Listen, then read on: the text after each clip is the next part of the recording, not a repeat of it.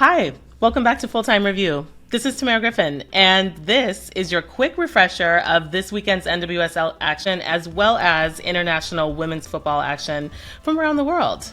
NWSL playoffs are upon us, and the top 4 seeds made it to the semifinals, as so many of you predicted. Now, heading into these games, there was some concern about the Orlando Pride's ability to maintain the stellar season that they'd had because things got a little shaky toward the end of the season. But I think with this 4-1 victory over the Chicago Red Stars at home, they've silenced a lot of that critique. Barbra Banda, who had been on a bit of a scoring drought post-Olympics, said, you know, I can score once and it's going to be so nice, I'm going to do it twice. She had a brace. Marta had an icy penalty kick that the two of them revealed post-game. They weren't really sure who was going to take it because they wanted to get Barbra Banda the hat trick, but Marta's first playoff goal is huge.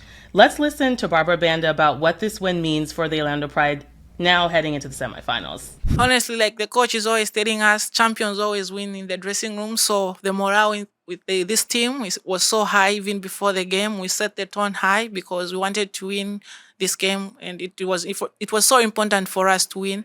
And we are looking forward for the next game. Moving on to the next quarterfinal of the weekend, the Kansas City Current faced off against the North Carolina Courage and beat them 1-0. So a little bit more of a narrow victory than the Friday game.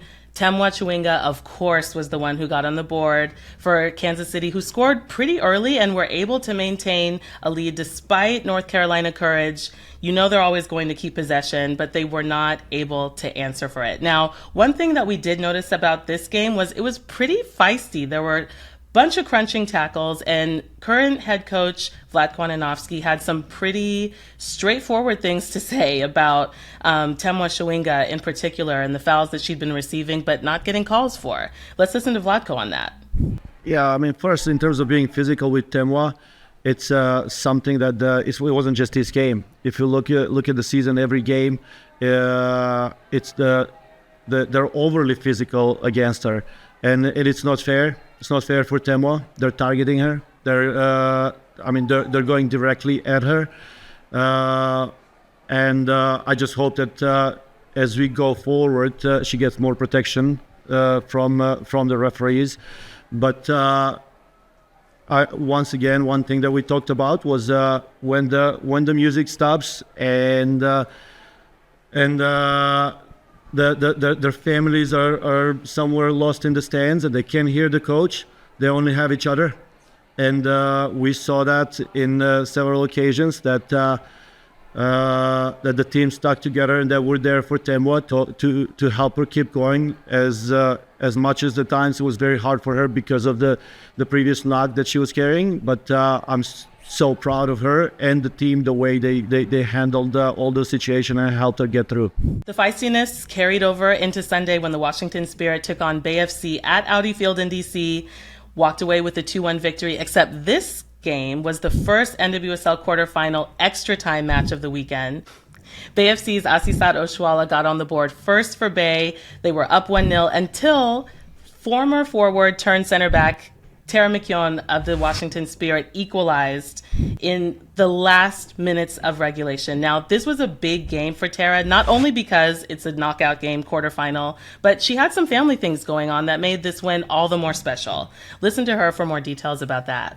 Let us know the news about your sister's wedding. Congratulations to her. But what was it like to handle the fact that you knew that you were going to miss it and to score a goal today to make up for it? Yeah, it was a really hard few days for me, but I know all my teammates had my back, and we went into this game just believing in each other.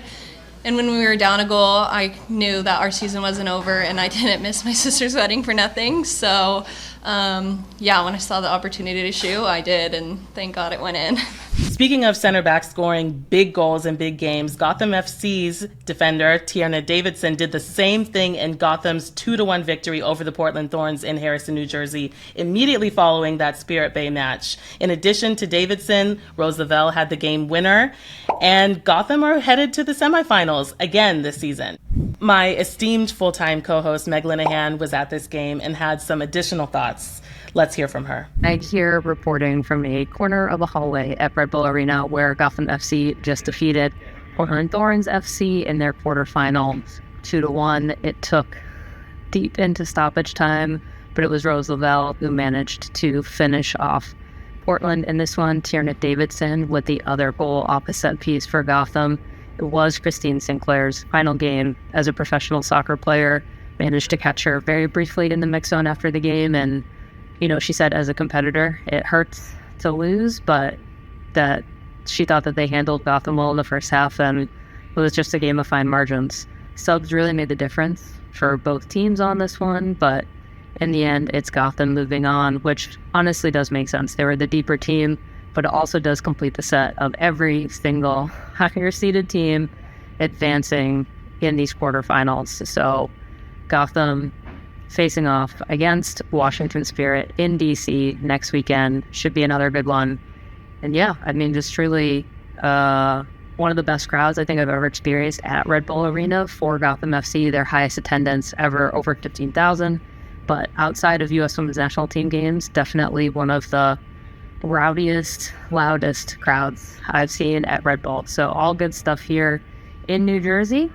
All right, our NWSL semifinals are set. Break out your calendar apps, your notebook, whatever you need to remember these dates. November 16th, Washington Spirit are taking on Gotham FC in DC at 12 Eastern on CBS. And then the next day, November 17th, we have the Orlando Pride against the Kansas City Current in Orlando at 3 Eastern. That one's airing on ABC.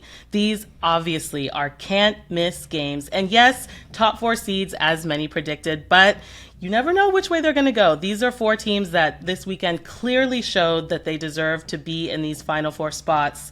And all we can do is prepare for more chaos, as we've seen this weekend. Turning our attention to women's soccer elsewhere, there's also playoffs happening in Mexico right now. Club America smashed their bitter rivals Chivas 4-1 in a Superclásico in the quarterfinals of the Liga MX Femenil playoffs, known as Liguilla, in Guadalajara. 2 former NWSL players actually got on the score sheet for the Aguilas. Scarlett Camberos of Angel City and Bay FC, and Sarah Lubert of the Chicago Red Stars. Across the pond in France, another former NWSL star, Ifeanyi Manu, Nigerian international, and one of the stars of the offseason, scored a brace for Montpellier in their unfortunate 4-2 defeat to Paris FC in the French Women's Premier League. Before we get out of here, I just want to thank you all who've been playing bingo along with us. Make sure that you keep checking your card for next week's semifinals. If you've been following along, your board is probably quite full at this point. There's been a lot of chaos and a lot of things to follow. Now, if you are hearing this bingo card for the first time, please make sure that you're following us on social so that you can get your card and catch up with us by next week. Make sure you're following us at TA Fulltime. And if you're not the social media type, you can always send us an email at fulltime@theathletic.com. And to get the full-time experience, if you haven't signed up for the free newsletter yet, I don't know what you're doing, but again, still not too late. You can do that at theathletic.com/fulltime. Special thanks to our show's producer, Theo Lloyd Hughes,